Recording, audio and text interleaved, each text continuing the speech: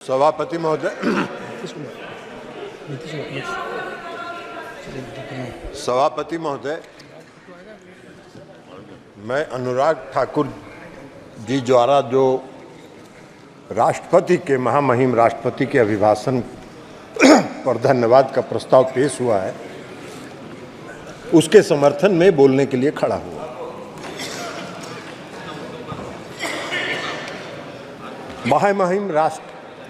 महामहिम राष्ट्रपति महोदया ने अपने अभिभाषण में पिछले 10 वर्षों में इस देश के आदरणीय प्रधानमंत्री नरेंद्र मोदी जी के नेतृत्व में जो काम किया है, उसका दर्पण उस राष्ट्रपति के अभिभाषण में है।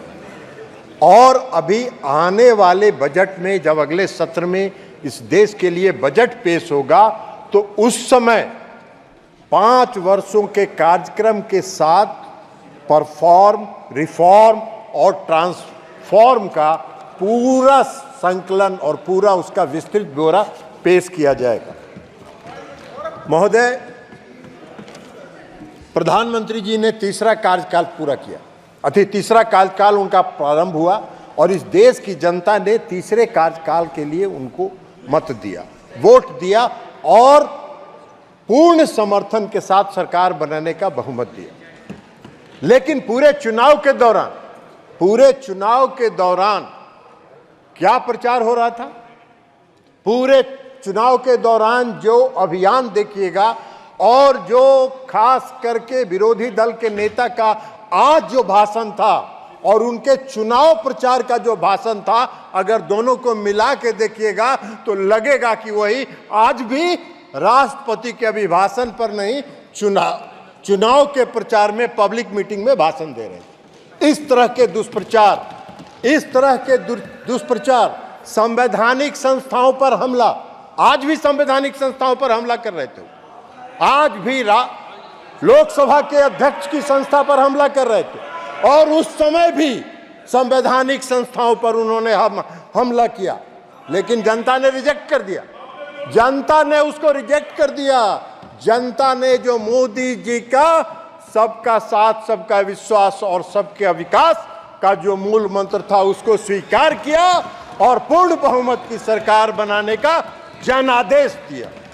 लेकिन क्या कीजिएगा, आज भी वो बोल रहे थे।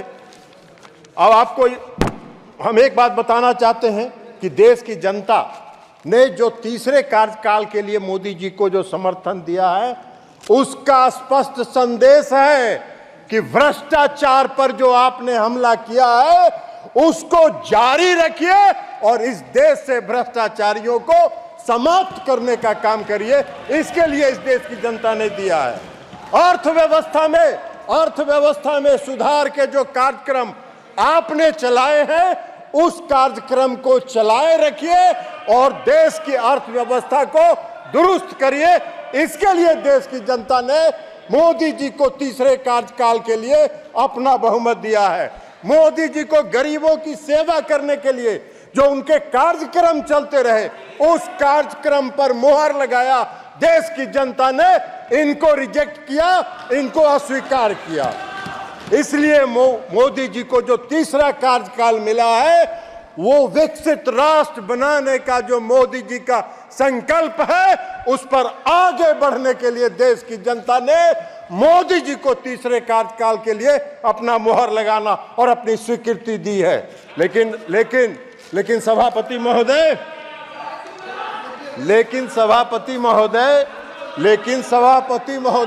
1971 का चुनाव हो रहा था। 1971 में इस देश में एक चुनाव हुआ था और उस देश में कांग्रेस पार्टी का नारा था, गरीबी हटाओ, देश बचाओ। जनता ने भरोसा कर लिया, जनता ने इन पर भरोसा किया। 1971 में इनको पूर्ण बहुमत से सरकार दिया, लेकिन 3 साल के बाद 1974 में इस देश में लोकनायक जयप्रकाश नारायण के नेतृत्व में आज तक के आजाद भारत का सबसे बड़ा जन आंदोलन हुआ, क्योंकि इन्होंने जनता से किए गए वादे को नहीं निभाया। और जब इनको लगा 1974 में जन आंदोलन जब चरम पर पहुंचा, और जब चरम पर पहुंचा और सुप्रीम कोर्ट ने जब रायबरेली से श्रीमती इंदिरा गांधी के चुनाव को अवैध घोषित कर दिया, तो रातों रात देश में इमरजेंसी लागू हो गया। हम सब उठा के जेल में बंद कर दिए गए। मुझको याद है, मैंने देखा है, आपातकाल लागू हुआ। आपातकाल लागू होने के बाद क्या हुआ? सारे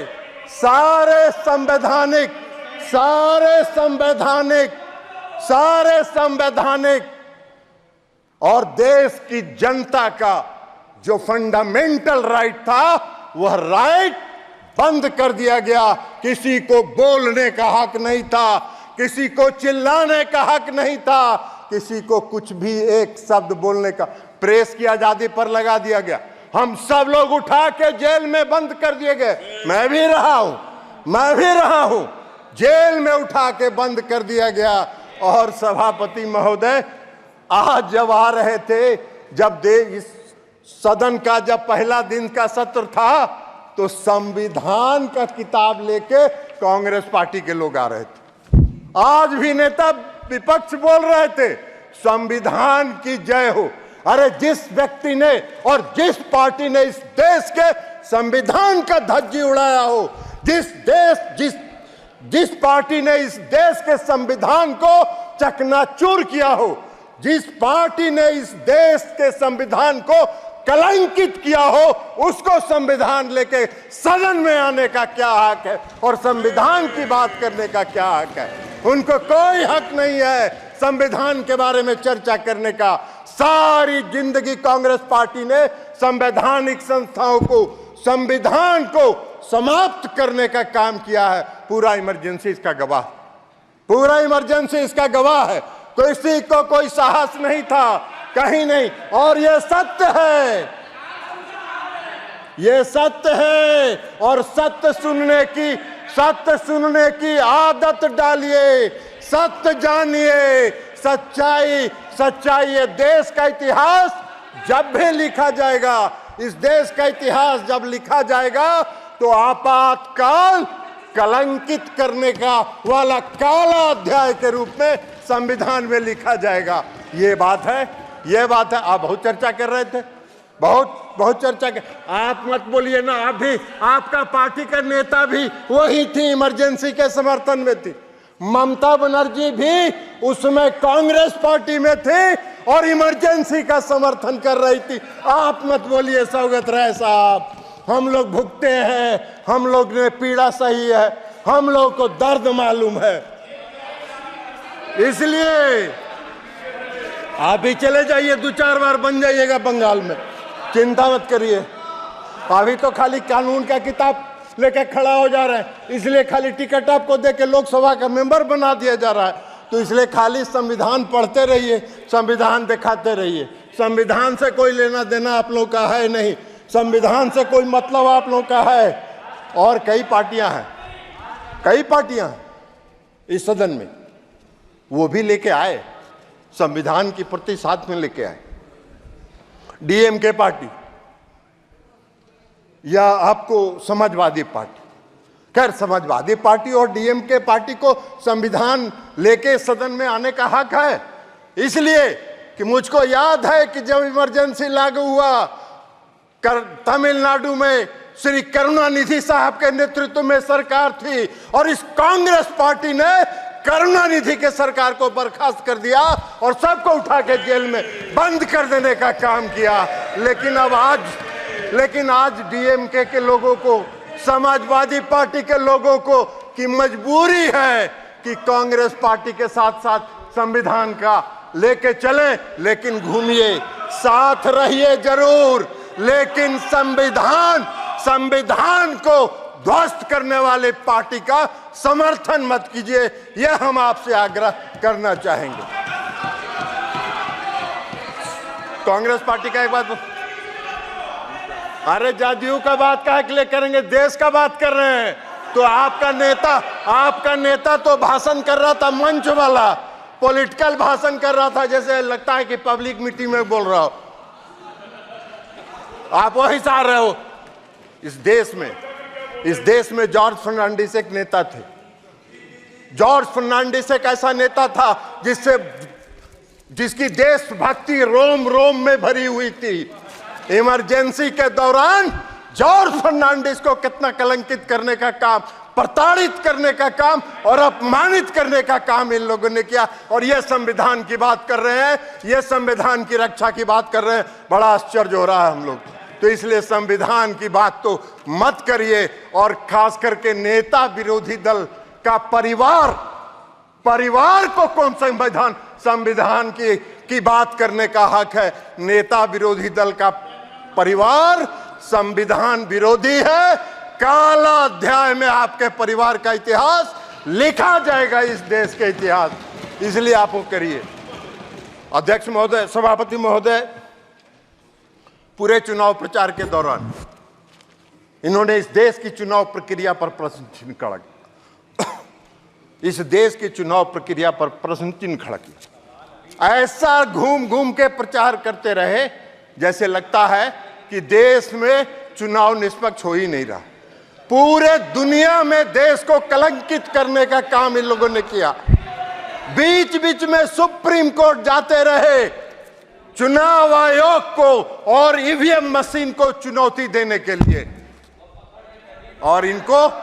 और अगर ईवीएम खराब है तो सौगत राय जी, ममता दीदी का सरकार बंगाल में कैसे बन गया? हिमाचल में आपकी सरकार कैसे बन गई? कर्नाटक में आपकी सरकार कैसे बन गई? तेलंगाना में आपकी सरकार कैसे बन गई? अगर ईवीएम खराब है तो जब आपको मिल जाए तो बड़ा आनंद में, और जब हारने का बारी आए तो ऐसा शो करिए कि जैसे लगता है कि निष्पक्ष चुनाव नहीं हो रहा है, बेईमानी से कोई जीत रहा है। अरे देश की जनता कभी आप पर भरोसा नहीं करेगी। बैलेट पेपर जब चुनाव होता था हम लोगों ने देखा, बैलेट पेपर से जो चुनाव होता है हम लोगों ने देखा, एक थाक का थाक बैलेट बॉक्स से बैलेट पेपर निकलता था, थाक का थाक, जिस पर कोई वोटर का दस्तखत नहीं, कुछ नहीं, और उसी की गिनती होती थी। और यही प्रक्रिया आप चलाते रहे और सत्ता का आनंद लेते रहे, देश के संविधान का धज्जी उड़ाते रहे। वही आज भी चाहते हैं। नरेंद्र मोदी जी की सरकार इसको कभी स्वीकार नहीं करेगी। इस देश की जनता का भरोसा नरेंद्र मोदी जी पर है। तो इसलिए आप इस पर चिंता मत कीजिए। और इसके साथ साथ मैं आपको, और याद है ना, आपने देखा था, अभी बोल भी रहे थे, कोई स्पीकर बोल रहे थे, आप मोदी जी पर आरोप लगाते हैं कि संविधान की धज्जी उड़ा रहे हैं। कौन से संविधान की धज्जी उड़ा रहे हैं? अरे मोदी जी तो जिस दिन एनडीए की बैठक थी, इस बार तीसरे कार्यकाल में भी, तो मोदी जी जब संविधान सभा के सेंट्रल हॉल में आए तो सबसे पहले उन्होंने जाके देश के संविधान का नमन किया। और जिस व्यक्ति ने देश की संविधान का नमन करके अपने नेतृत्व पर और देश की बागडोर संभाली हो, उससे संविधान को खतरा नहीं है। संविधान को खतरा है तो आपसे है, कांग्रेस पार्टी के से है। और कांग्रेस पार्टी संविधान विरोधी रही है और रहेगी। प्रधानमंत्री जी ने कई योजनाएं चलाई, पीएम किसान निधि योजना, और जो आज विकास का दर है, ये दर आज हम 5वें नंबर पर थे, हम अर्थव्यवस्था में 11वें नंबर पर थे, और हम 10 वर्ष में 5वें नंबर पर आ गए। और मोदी जी का लक्ष्य है, मोदी जी का संकल्प है, आदरणीय प्रधानमंत्री मोदी जी ने घोषणा किया है कि 5 वर्षों में सब दिए थे। अरे सब बता रहे हैं, आपको बता दिए हैं। आपका वही चरित्र है। अभी उनके साथ घूमिए, नेताजी की आत्मा ऊपर से रो रही होगी। अरे नेताजी की आत्मा रो रही होगी। 11वें स्थान पर था, आज अर्थव्यवस्था 5वें स्थान पर है। और मोदी जी का संकल्प है कि 5 वर्षों में तीसरे स्थान पर पहुंचाएंगे। अकेले भारत का अकेले भारत का जो योगदान है इस दुनिया के विकास दर में वह 15% है। यह मोदी जी की सरकार की उपलब्धि है, आपके सरकार की उपलब्धि नहीं है। इसके अलावा आज यहाँ प्रहलाद जोशी जी बैठे हैं, रिन्यूएबल एनर्जी देख रहे हैं। ये रिन्यूएबल एनर्जी आने वाले समय में इस देश में अगर ऊर्जा पर और बिजली के लिए अगर आत्मनिर्भर होना होगा तो रिन्यूएबल एनर्जी पर ही, वही एकमात्र स्रोत है जिस पर आपको आत्मनिर्भर होना होगा। थर्मल से आपकी जरूरतें पूरी हो सकती हैं अभी तत्काल, लॉन्ग रन के लिए वह उचित नहीं है। और जो पीएम सूर्य घर मुफ्त बिजली योजना प्रधानमंत्री जी ने चलाई है, उससे इस देश के बिजली का उत्पादन सोलर प्लेट के माध्यम से बढ़ेगा, और जब बढ़ेगा तो देश बिजली के क्षेत्र में आत्मनिर्भर होगा। और थर्मल से आपकी जो उसके ऊपर जो आपका है, हाँ, उसके ऊपर जो आपका डिपेंडेंस है वो डिपेंडेंस घटेगा और आप अपने घरों में बिजली उत्पादन करके बिजली को आगे बढ़ा सकते हैं। पीएम किसान सम्मान निधि, प्रधानमंत्री मोदी जी का जो गरीबों के प्रति संकल्प है, 80 करोड़ लोगों को तो मुफ्त अनाज दे ही रहे हैं। पीएम किसान सम्मान निधि भी आज जो उन्होंने दिया है लगभग 20,000 करोड़ रुपए से ज्यादा उन्होंने किसानों को दिया है। और इस कार्यकाल की शुरुआत के साथ भी प्रधानमंत्री जी ने 20,000 करोड़ रुपया जारी करके लोगों को घरों तक, लोगों को पीएम किसान सम्मान निधि पहुंचाने का काम किया है। पहला फैसला मोदी जी की सरकार ने किया कि 3 करोड़ लोगों को घरों का निर्माण कराया जाएगा। ये बहुत बड़ा निर्णय है, ये संकल्प शक्ति का प्रतीक है। और मोदी जी ने जो इस देश की जनता को जो वादा किया है उस वादा को पूरा करने के प्रति उनका जो संकल्प है, उस संकल्प को दृढ़ शिक्षा शक्ति को दर्शाता है। और इसलिए हम राम महामहिम राष्ट्रपति के अभिभाषण का समर्थन करते हैं और कांग्रेस पार्टी को संविधान विरोधी घोषित करते हैं। इनको याद है 1984 में जो यहाँ दंगा हुआ था, दिल्ली में, यहाँ जो दिल्ली में दंगा हुआ था, हजारों की संख्या में कांग्रेसियों ने सड़क पर घूम के सिखों की हत्या करने का काम किया था। और ये लोकतंत्र की बात करते हैं, ये संविधान की बात करते हैं। इनको कोई हक नहीं है। बहुत बहुत धन्यवाद।